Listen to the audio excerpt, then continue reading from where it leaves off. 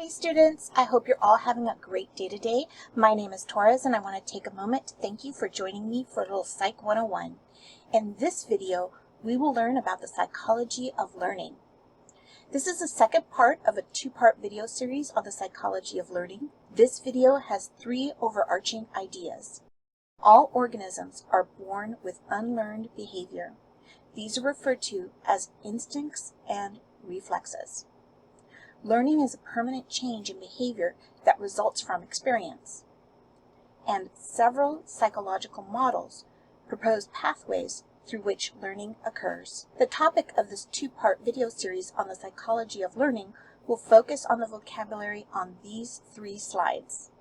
I'm so sorry there is so much.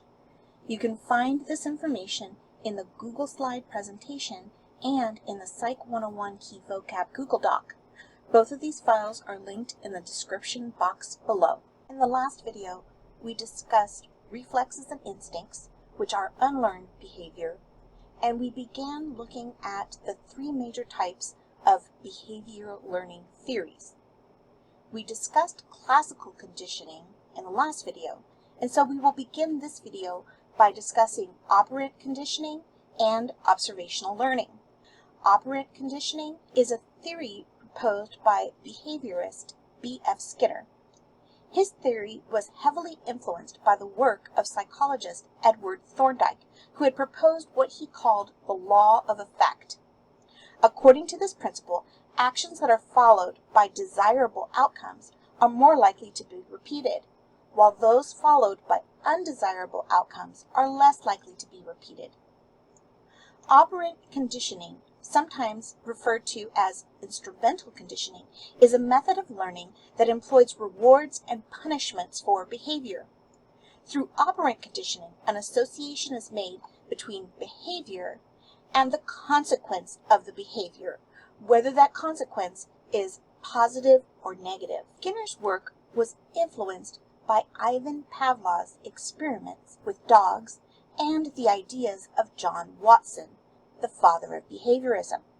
He was especially interested in the stimulus-response reactions of humans to various situations and experimented with pigeons and rats to develop his theories. He took the notion of conditioned reflexes developed by Ivan Pavlov and applied it to the study of behavior. To do this, Skinner developed the Skinner box, also known as the operant conditioning chamber. This was a device used to objectively record an animal's behavior in a certain time frame. Skinner's box had a lot of different components to it. He did many experiments on it, so not all of these pieces are going to necessarily apply to what we're discussing in this video, but I did want to at least point out a couple important things. So here you see the rat. He's pretty easy to find, and he's standing on the electric grid. This electric grid was attached to a shock generator. So they would be able to, press a button and it would send electricity to this grid and the poor little guy would get juiced. This area right here is the lever that would dispense pellets, and the pellets would fall into this little tray that's right here. And this tray was connected to this storage area where the researchers could store the food pellets so that they could be dispensed when the little rat hit the lever. So you can see that they had lights, they had like a speaker. I know that the lights had something to do, like if he would see a certain light come on, then that would mean that he was allowed to hit the lever. And if another light went on and he hit the lever, then he would get punished. There was a lot of experiments that he did with the rats, and then he also had something very similar where he had a pigeon, and the pigeon, instead of pressing the lever down, he would peck at a lever or a target or something that would give the same type of reinforcement or punishment. An animal can be rewarded or punished for engaging in certain behaviors. The aim of his first study was to modify the behavior of the rat by using food pellet, something the rat considered valuable. A starved rat was introduced into the Skinner box. The rat would first manipulate the lever by mistake, which would cause a food pellet to be dispensed. However, the rat would quickly learn that pressing the lever would equate to food. Therefore, the rat repeated its behavior by pulling the lever with the expectation of food. In this first experiment, Skinner added something or gave something to the rat to increase good behavior. When something is added to increase the likelihood of a behavior, this is referred to as positive reinforcement. As an adaptation to the first experiment, Skinner electrified the grid across the floor, which would be turned off for 30 seconds every time the lever was pulled by the rat. In this variation, Skinner found that the rats learned to press the lever to deactivate the electrified grid. However, it took less time for the rats to learn to press the lever when they were receiving food than it took for them to learn to press the lever to deactivate the electricity. In the second experiment, Skinner removed something from the rat that the rat considered to be negative. When something is removed to increase the likelihood of a behavior, this is referred to as negative reinforcement. As an additional condition, Skinner also dispersed an electric shock to the rat if the rat did not purposefully hit the lever. In this instance, Skinner added something negative in order to decrease negative behavior. When something is added to decrease the likelihood of a behavior, this is referred to as positive punishment. Positive and negative reinforcement is used in classrooms everywhere. Positive reinforcement is highly effective in the classroom. You may remember receiving stickers on progress charts like the ones that are in this image. However, reinforcement is closely tied to motivation, specifically intrinsic or extrinsic motivation. Intrinsic motivation involves doing something because it is personally rewarding to you. An example of intrinsic motivation would be to do well in school because it makes you feel good about yourself. Extrinsic motivation involves doing something because you want to earn a reward or you want to avoid punishment. An example of extrinsic motivation is doing well in school because you want to receive a reward like money, or you want to avoid being scolded by your parents. Positive reinforcement that is closely tied to intrinsic motivation is more likely to become a habit, whereas extrinsic motivation is likely to decrease the effect of positive reinforcement once the reward is no longer considered valuable. Negative reinforcement is also used in classrooms. This is different than a punishment. Negative reinforcement removes a negative stimuli.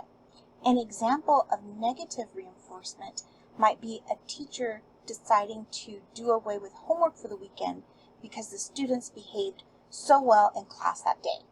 Let's see if we can organize this a bit better when we're talking about reinforcement versus punishment. Reinforcement always increases the likelihood of a behavior. With positive reinforcement, something is added to increase the likelihood of behavior. And with negative reinforcement, something is removed to increase a behavior. Punishment aims to decrease the likelihood of a behavior. With positive punishment, something is added to decrease the likelihood of behavior. And with negative punishment, something is removed to decrease the likelihood of a behavior. I like this little grid because it really organizes reinforcement and punishment very neatly. You can see on the side it has punishment, behavior is discouraged, and reinforcement, behavior is encouraged. And at the top, it will be positive if something is added and negative if something is taken away. So if behavior is encouraged and something is added, then you can tell that it is positive reinforcement. If, for example, something is taken away for the behavior to be discouraged, you can tell that that is negative punishment. The types of reinforcers used can also influence the amount of time the behavior will exhibit itself in a person. Primary reinforcers are reinforcers that the value is not learned. It is something that's enjoyable and you would likely do just out of the enjoyment of the process. Or it could be some sort of non-negotiable thing in life, like having water and having food and being able to sleep.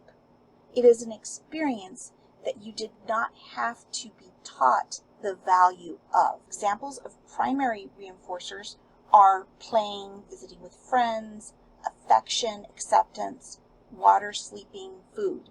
A secondary reinforcer is a reinforcer where the value is learned and it reinforces a primary reinforcer.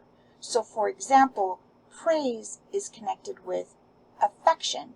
So praise is the secondary reinforcer, which gives someone the feeling of affection, which is the primary reinforcer. Money, being the secondary reinforcer, gives you access to primary reinforcers like food and shelter. The frequency in which an organism receives reinforcement influences the rate that they will acquire behavior. Continuous reinforcement is when the organism receives a reinforcer each time it displays the desired behavior. This is the quickest way to teach behavior.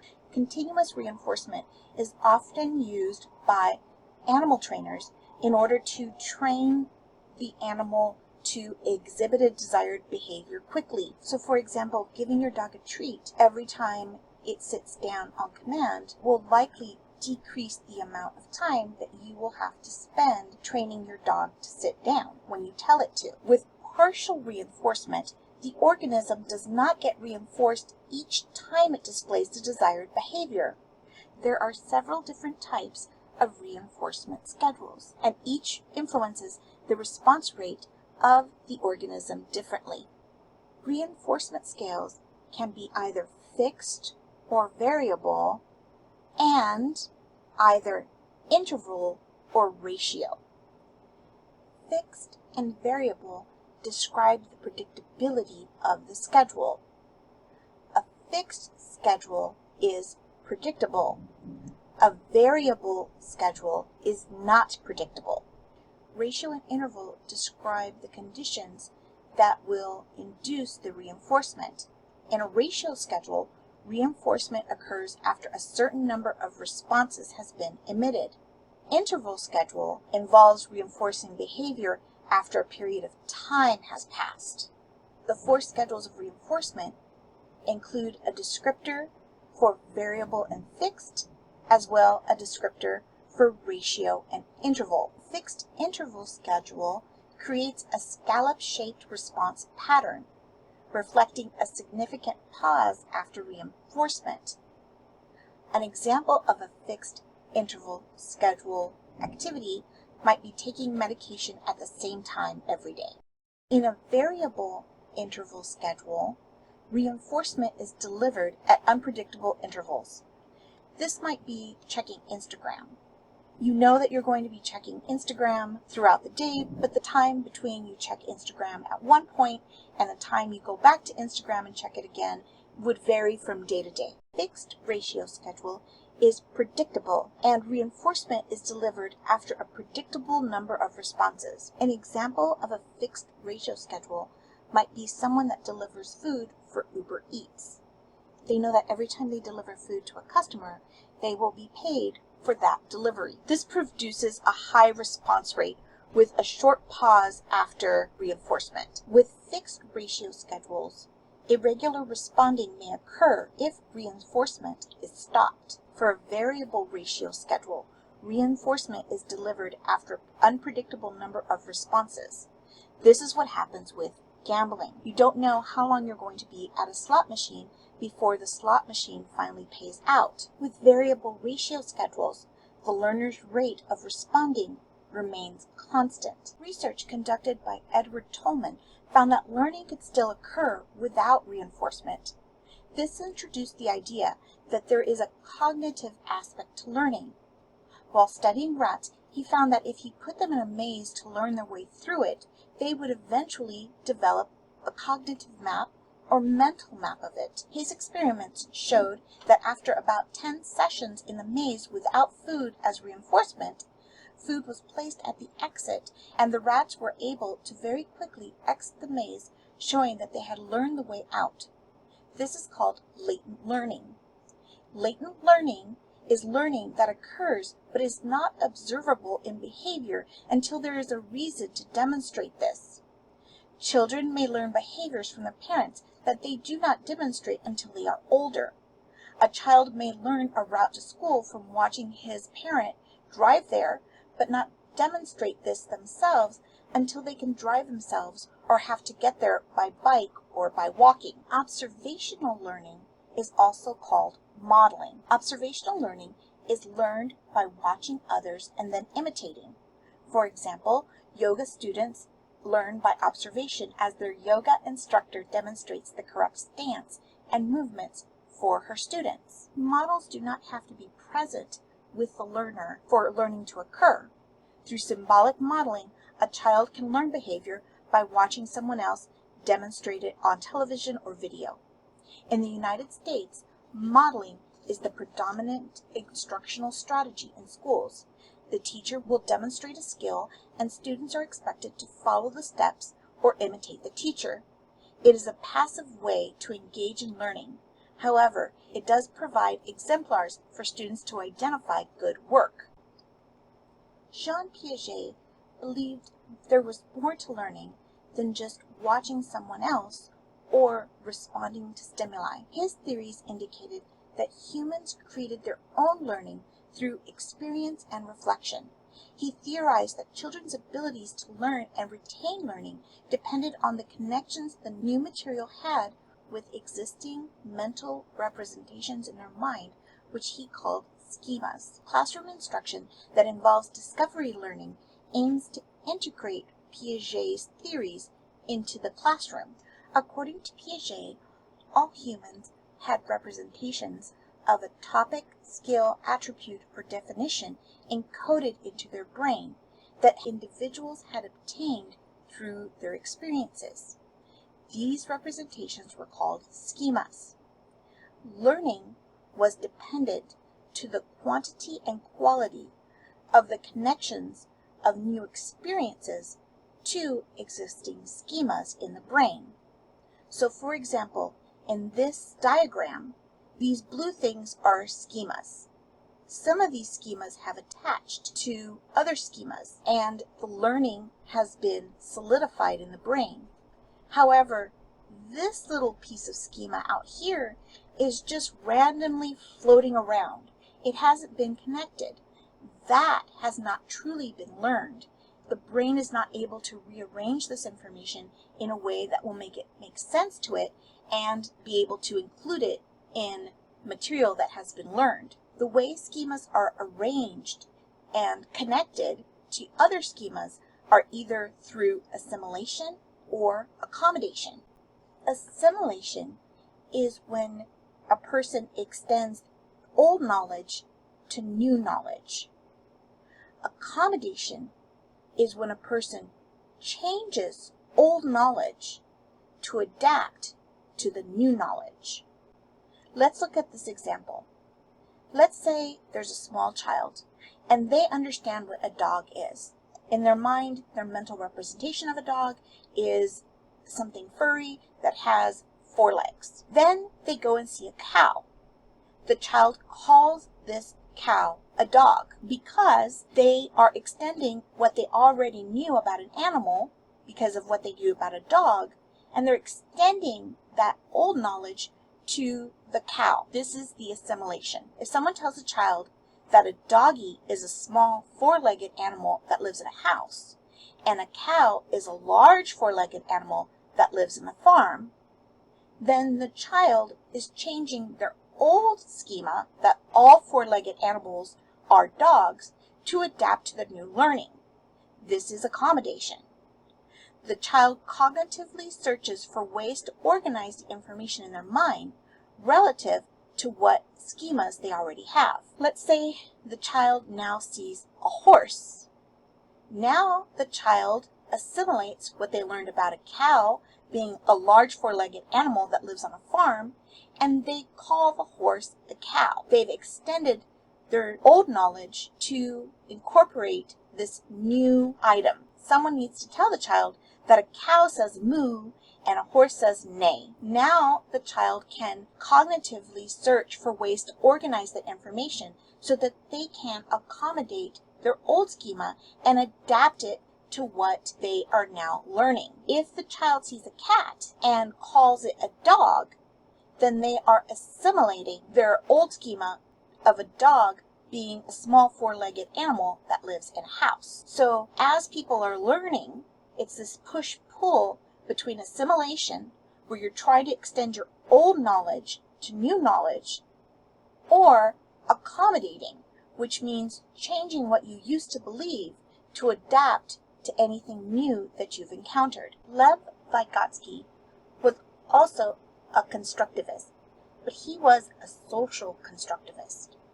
He believed that learning comes first from the interaction with others and then extends to the individual level. He theorized that learning is shared and learning is constructed within the social world and not within the individual. Social settings are important in moving thoughts to actions to understanding. When children are playing or pretending, they are active participants in their learning instead of passive participants. They are able to assess what is known and to estimate their capabilities. Further, he noticed that learning is enhanced when working with a more knowledgeable person within the zone of proximal development.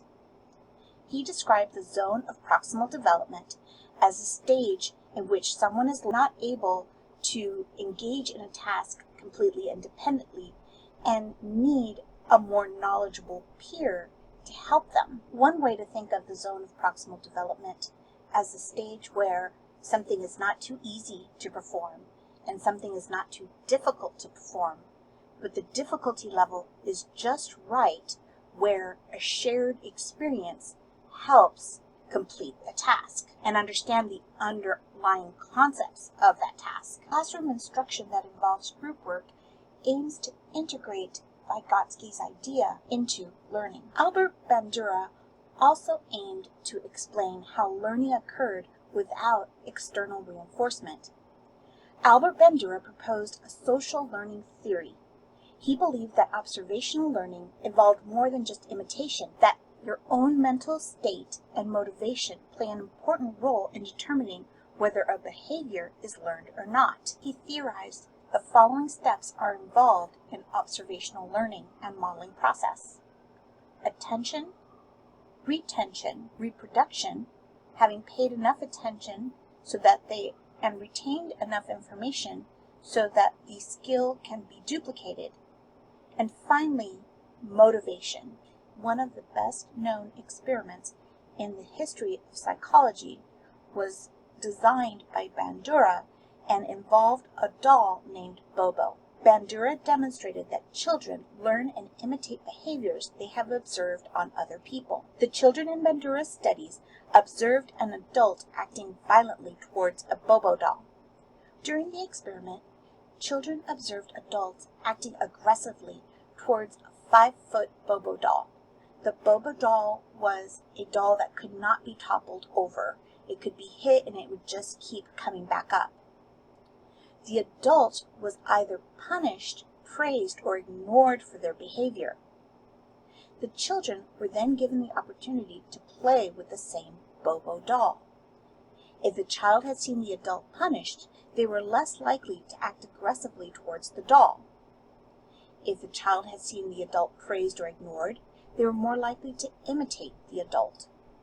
Bandura concluded that children watch and learn from adults around them, which can have both pro-social and anti-social consequences. Bandura's experiment has been extended to investigate other types of violent behaviors that children might see. Some of these studies include examining the role of violence in video games or media. The research that correlates video games or media to violence is mixed. In the early 2000s, the general consensus was that there was a significant relationship. However, research done as recently as 2021 does not identify a significant relationship between the two. This was the second part of a two-part video series on the psychology of learning. In part 2, we learned all organisms are born with unlearned behavior. These are referred to as instincts and reflexes. Learning is a permanent change in behavior that results from experience, and several psychological models propose pathways through which learning occurs. For reflection, please take a few moments to consider the following open-ended question. Which learning theory do you believe best describes the way you learn and why? I'd love to get your thoughts in the comments below. That's it for this lecture. In the next lecture, we will discuss developmental psychology. Before you go, don't forget to like this video and subscribe to Stats with Torres for more Psych 101. Looking forward to it. Ciao!